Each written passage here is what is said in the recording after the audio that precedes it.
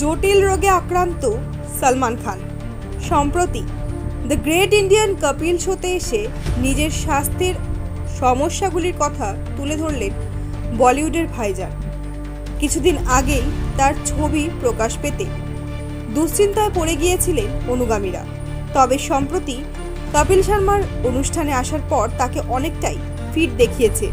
কিন্তু এই শোতেই জানা গেল সলমান 3টি জটিল অসুখে ভুগছেন: এভি ম্যালফরমেশন, ট্রাইজেমিনাল নিউরালজিয়া এবং ব্রেন অ্যানিউরিজম।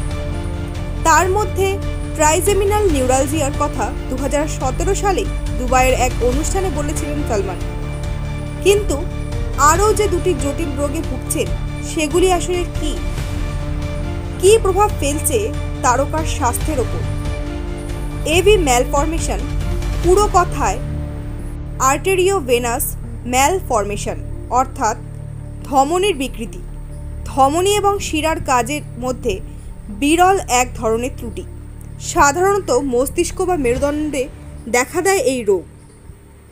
এই রোগের ফলে রক্ত পড়া, খিঁচুনি ভাব, মাথা ব্যথা, স্নায়বিক সমস্যা হতে পারে। এই রোগ সাধারণত জন্মগত হয়। আগে থেকে লক্ষণ দেখা না দিলে বিপজ্জনক হতে পারে। এরপর ট্রাইজেমিনাল নিউরালজিয়া, এটি একটি দীর্ঘস্থায়ী দুরারোগ্য ব্যাধি। স্নায়ুর সমস্যার ফলে মুখমণ্ডলে হঠাৎ যন্ত্রণা শুরু হয়। অনেকে বলে সে ব্যথা অনেকটা বৈদ্যুতিক শকের মতো যন্ত্রণাদায়ক। সাধারণত মুখের একটি পাশ থেকে শুরু হয় ব্যথা। সে ব্যথা জাঁকিয়ে ধরে চোয়াল, গাল, এমনকি চোখেও। দাঁত মাজা বা চিবোনোর মতো দৈনন্দিন কার্যকলাপের কারণে ব্যথা শুরু হতে পারে। শেষ রোগটি হল ব্রেন অ্যানিউরিজম। মস্তিষ্কের রক্তনালীর দেওয়ালগুলি দুর্বল হয়ে গেলে এই রোগের সৃষ্টি হয়। রক্তনালী বেলুনের মতো ফুলে যায় এই রোগে আক্রান্ত হলে। এর ফলে মস্তিষ্কের রক্তক্ষরণ শুরু হয়। হ্যামারেজ স্ট্রোক বলা হয় একেই। প্রাণনাশক হতে পারে এই রোগটি।